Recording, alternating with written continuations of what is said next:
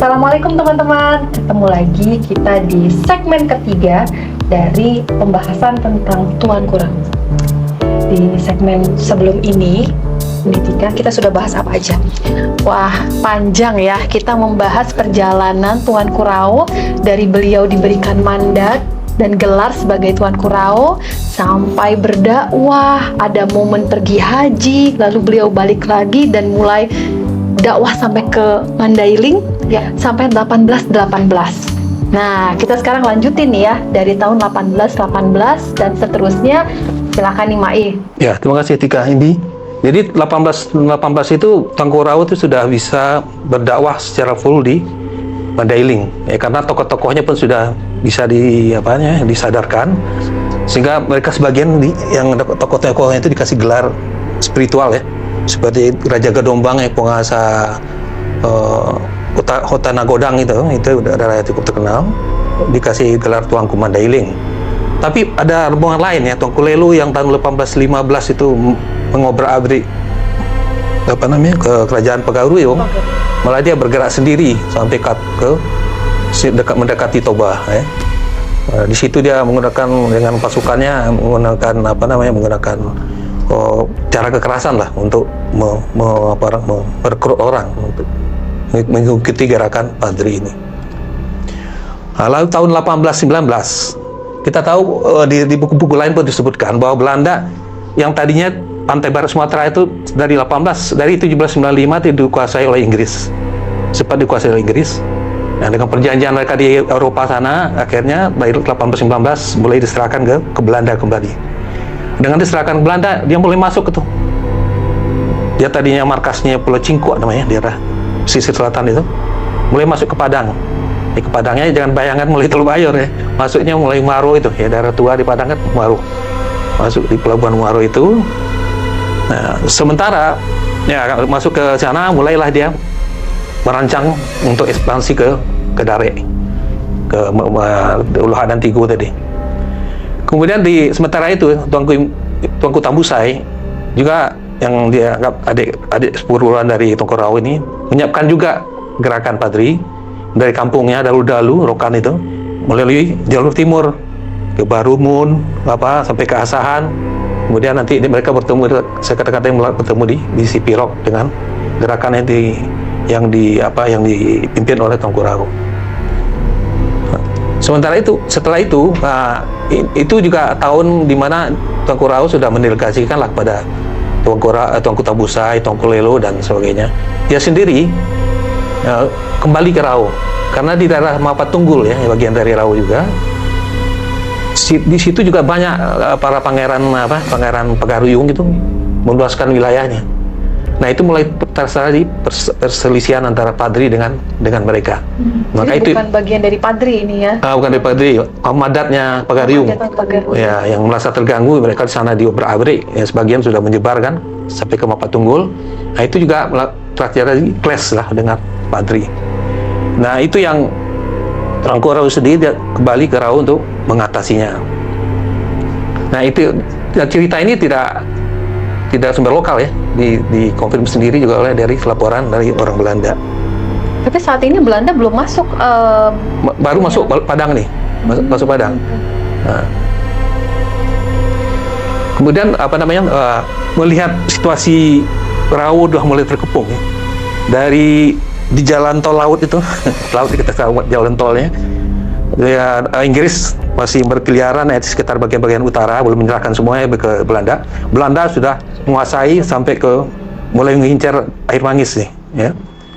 Melihat situasi ini, barat sudah mulai mau ekspansi, di timur dari Mapatunggul mulai diganggu, dari darat mulai masuk Agam.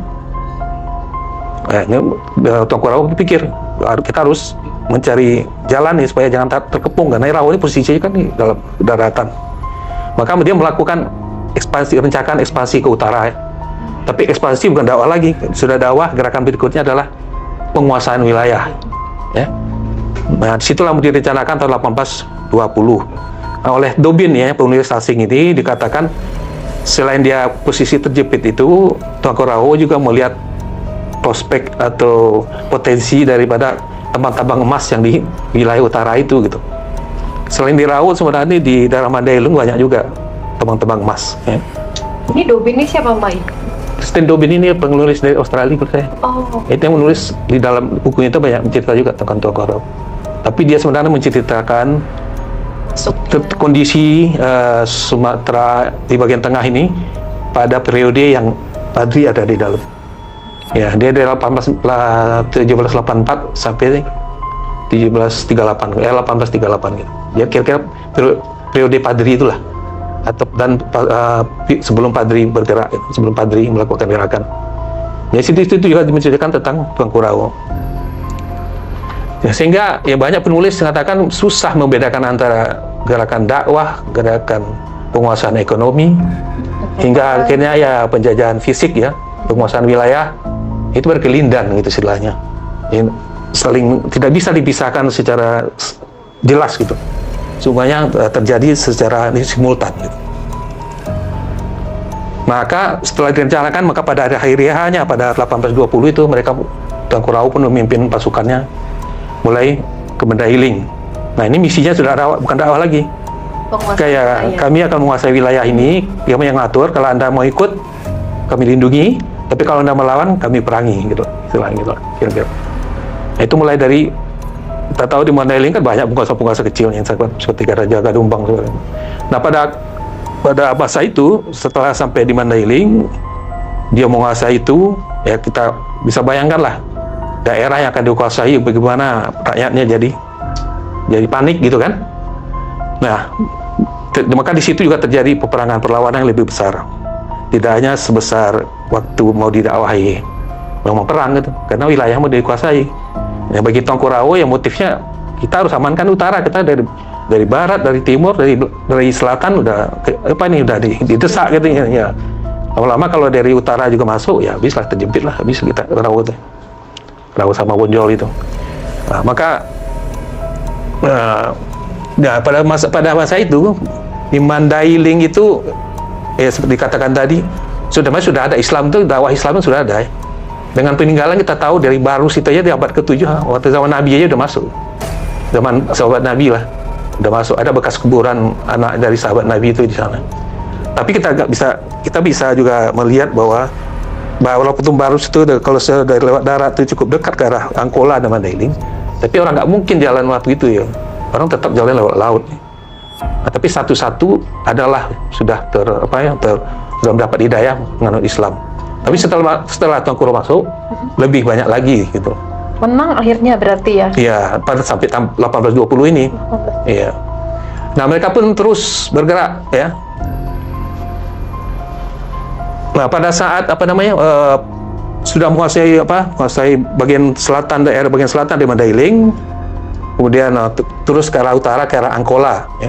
Nah, pada di daerah Manambik namanya, Manambik atau Manambin gitu ya, terjadi peristiwa yang akan merubah konstelasi persahabatan tadi. Di situ salah satu petinggi Padri yang dari Tarung ya, mertuanya Raja Datuk Angkai Besar tadi, kena tombak dia, terluka sehingga harus dibawa pulang ke Raut. Tapi waktu di perjalanan dia ketemu dengan gadis yang lagi menjunjung, kalau zaman dulu apalah ya, ada apa namanya itu? Tampan. Tampan itu. Dan anaknya cantik, tapi masih kecil, masih muda, tapi cantik.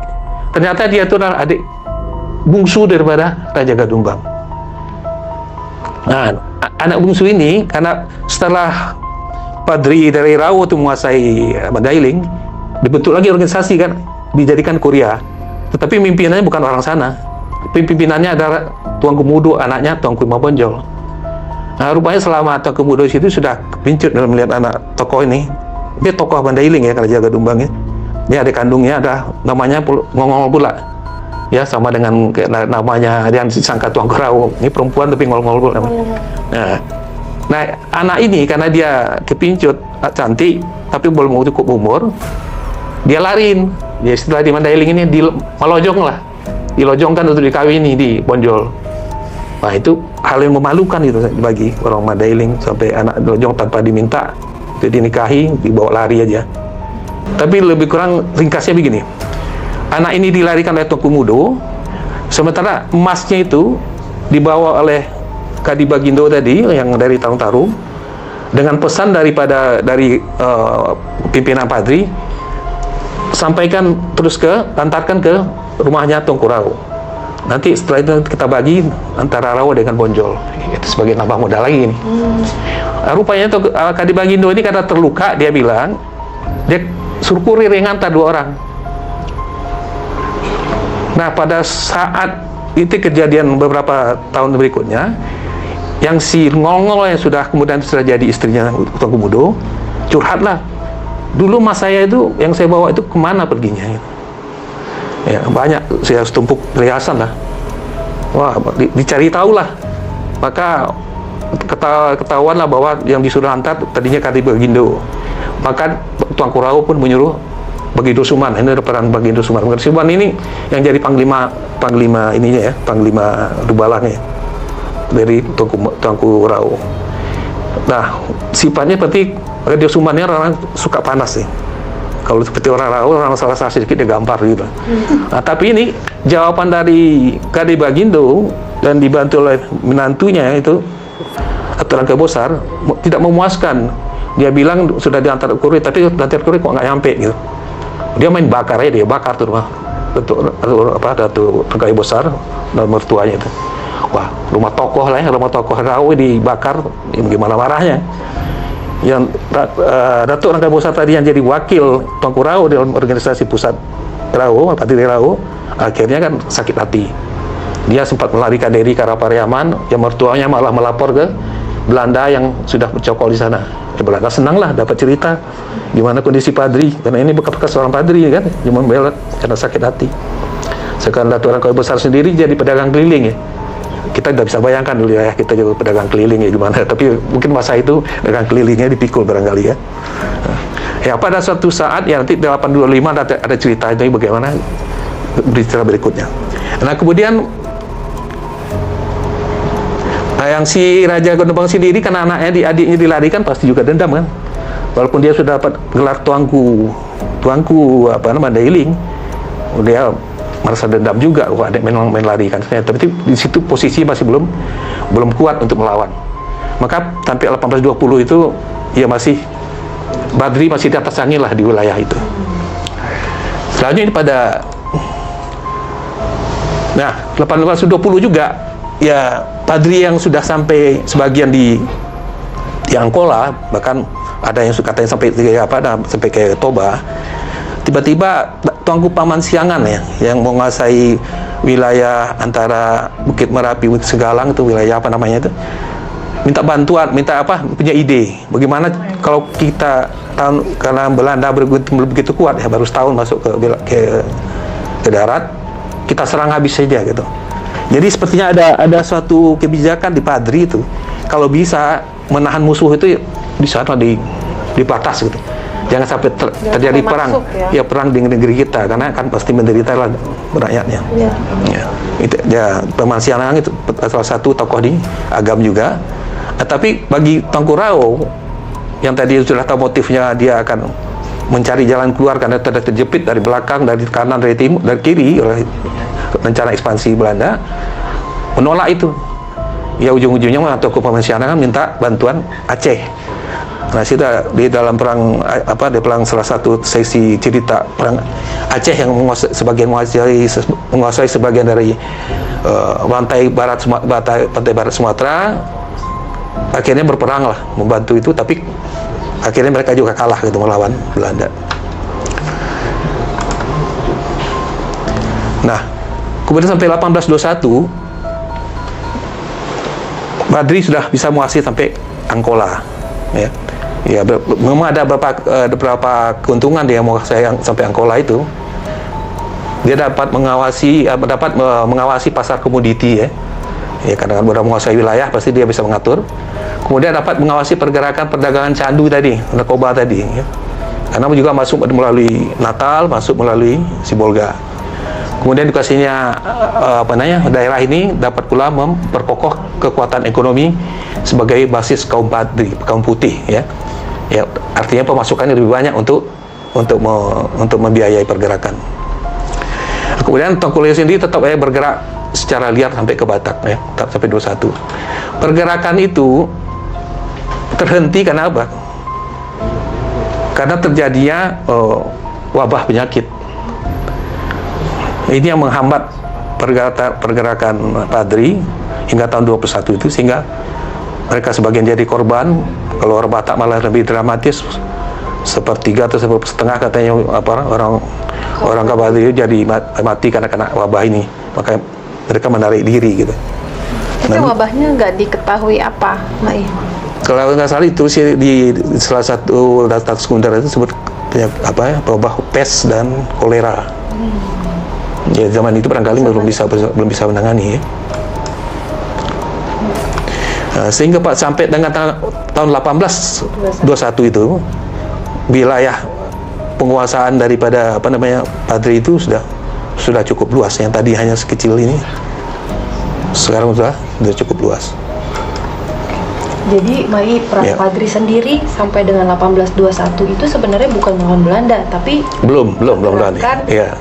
Antar orang lokal lah. Orang lokal, ya. Ya.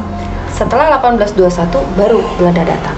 Nah, mulai 1821 karena ada wabah, masih break dulu lah untuk wilayah utara. Mereka menarik semua pasukannya karena ada wabah. Mereka mengalihkan ke agama lah, memerangi agama yang sudah sangat diekspansi oleh Belanda. Nah, nanti ini cerita 2021.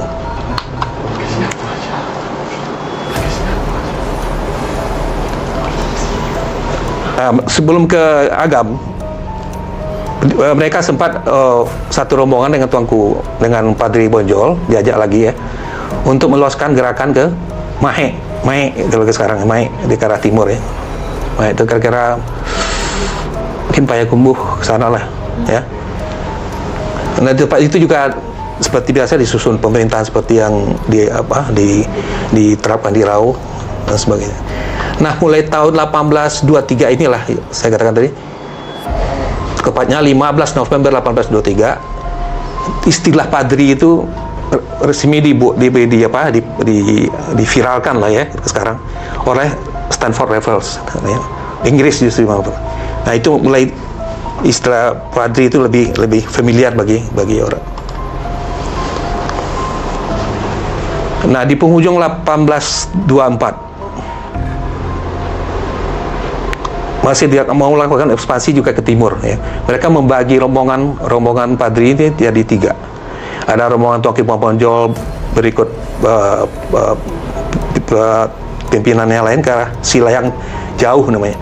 Jadi di ujung dari daerah Silayang itu, jadi sudah mengarah ke Pasir Pangarayan. Kemudian Tuanku Tabusai dan kawan-kawannya ke Rambah Kapanuhan, juga wilayah timur yang dekat ke Rokan.